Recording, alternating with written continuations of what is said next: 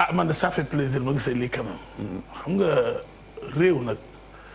dafa war a am ordre. dafa am loo moom nga respecté ko mais jox sa nawle li mu moom. lu ñëpp bokk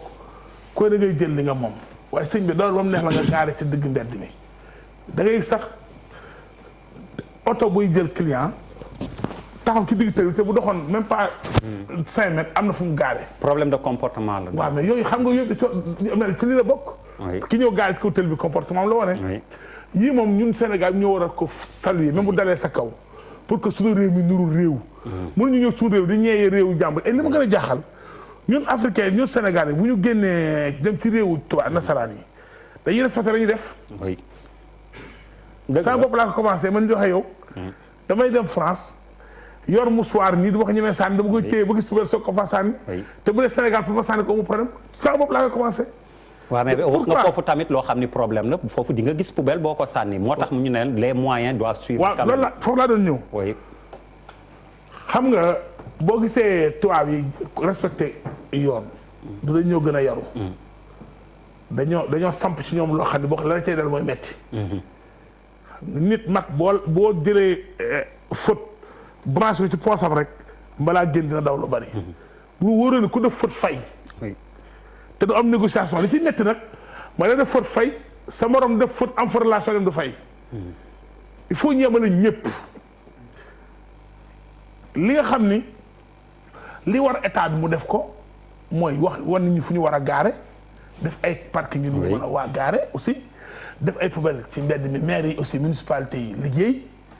bu loolu lépp matee nag soo di imposer population ñu mais nag aussi boo deful yëpp xoolal Dakar ni mu toll parce que foo amu fi dañu ci benn ngand point rond boo xam ni foo fa génn ku ñëw rek ku man sa borom ba kër ngay jàll la loolu kenn xamul lu muy même pour piétons yi nu ñuy traversé. fu leen créé ñu piétons yi di jaar ci dëkk bi yooyu je pense que mais yii ñu commencé quand même bonul nañu bale mbedd parce que aussi lu ñu amuñu doole comme ni tubaab yi am mais comme ñu ngi commencé di ñëw ndànk-ndànk dañ defar suñu dëkk bi. alors Papis Diaw. waaw li ma ci remarque bi déjà moom mooy que ci magistère u président Macky Sall. defe naa ne bii mooy deuxième décision boo xamante ne ci li ma seetlu. da koy jël mu nekk benn genre consensus vrai consensus c'est-à-dire aussi bien du côté politique social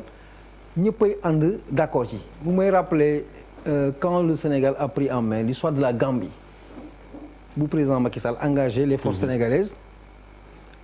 en son temps gisuma woon un Sénégalais qui avait contesté parce que tout le monde était autour de cette décision parce que c'était partagé. Je crois également que désenclavement bi ñu engagé ni c'est l'une des décisions yoo xamante ne gisaguma Sénégalais bu ko contesté. muy voilà ce qu'on pourrait appeler des demandes sociales lii loo xamante ne dañu ñëpp ànd si bémol bi wala bokk préoccupation bi ngeen si am mooy suivi bi lan la ñuy def ba maintenir cap bi parce que désenclavement bi moom mooy rendre la ville propre dans tous ses coins et recoins et je vais faire un petit glissement qui a son importance par rapport ak xëy na exemple bi ñuy jël si Rwanda bi tey aujourd'hui projet bi ñu am noonu projet social boobu ñu am boobu de salubrité zéro déchet et tout je voulais rappeler aux Sénégalais que am na ay experts sénégalais en la matière qui ont été des consultants du Rwanda si c'est une question déchets yi rendre la vie propre des Sénégalais yu ma xam yoo xamante ne ñoo bokk ci construire ce résultat du Rwanda kon ñun amuñ lu ñuy jéggaani on a la volonté aujourd'hui et on a l'expertise qu'il faut des Sénégalais bon teint ñoo xam ñoo jàppale Rwanda ci lu bari ci ba mu yegg fu mu yegg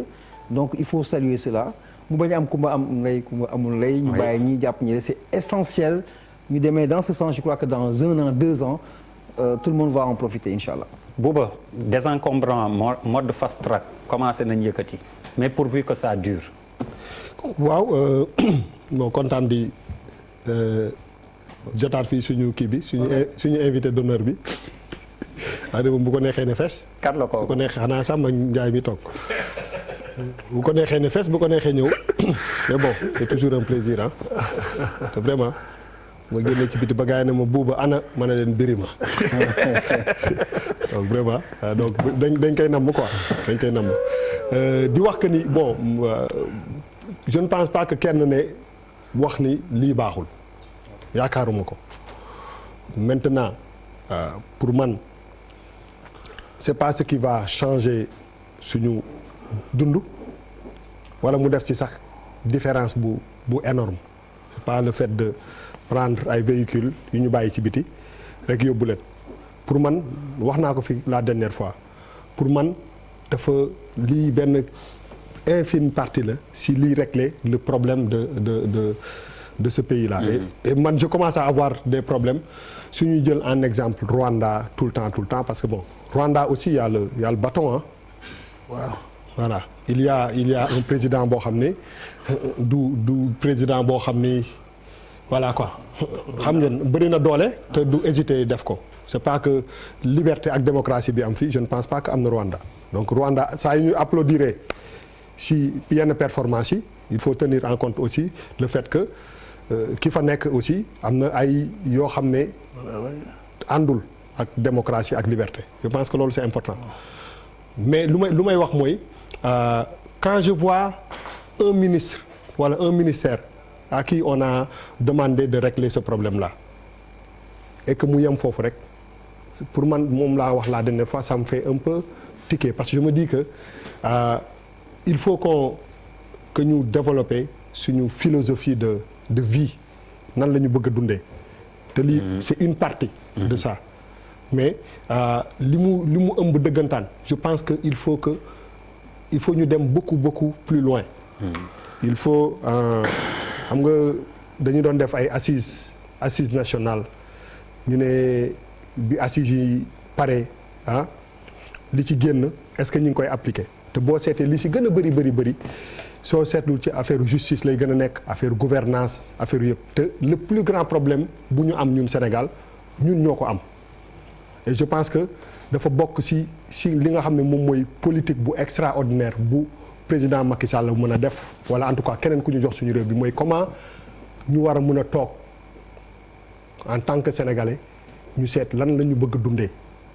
pas jël benn oto rek déplacer ko parce que c'est bien mais soo déplacer oto te bàyyi oto boo xam ne war na nekk fourrière muy daw ci tali bi am na une contradiction bu mag day gis ay oto yoo xam ne 50 ans amuñu visite technique amuñu dara waruñoo daw ñuy daw ñooñu oto bu arrêté sax nekk fourrière bu ñu gaare ko ci buntu kër moo gën a kii parce que yenn yi arme la buy daw donc je pense que moom laay wax ni c'est un ensemble de choses boo xam ne il faut qu'on pousse le truc beaucoup plus loin il faut ñu jàkkaarloo ak sénégalais yi ñu wax leen que ni ñu wax ñu suñu bopp que ni on a des problèmes te problèmes yi il faut que bu ñu sax xaar président Macky Sall wala état wala régime ñu déclencher affaire bu mel nii il faut qu'on s'arrête pour définir ñun ban genre dund la ñu bëgg a dund parce que lii yëpp c'est bien mais à côté su fekkee ni am na ay choses yoo xam ne moo gën a élémentaire fuuf xam nga balaa nga naan oto ñu jëlee ko fi balaa nga naan naam ne fa ça suppose que ñooñu am nañu moyen wu am oto ñi amul oto nag teguñu dara ci tali bi loo xam ne mun nañ ko déplacer te am loo xam ne war nañ ko mun a changer ci seen quotidien ba nga xam ni vraiment Sénégal dina jëm kanam pour man il faut que cette réflexion là ñu pousser ko et ça va au-delà de même l'État il faut que ñu organiser suñu dëkk bi ba xam le Sénégal qu'on veut ci fànn yëpp nan lañ ko war a mun a organiser ba ñu am benn sentiment que affaire bi ça bouge parce que damay bañ ñu def ci yaakaar xam nga ñu bëri nga naan fast track boo ci rob taxaw 10 nga ne leen lan mooy signification fast track xamuñu ko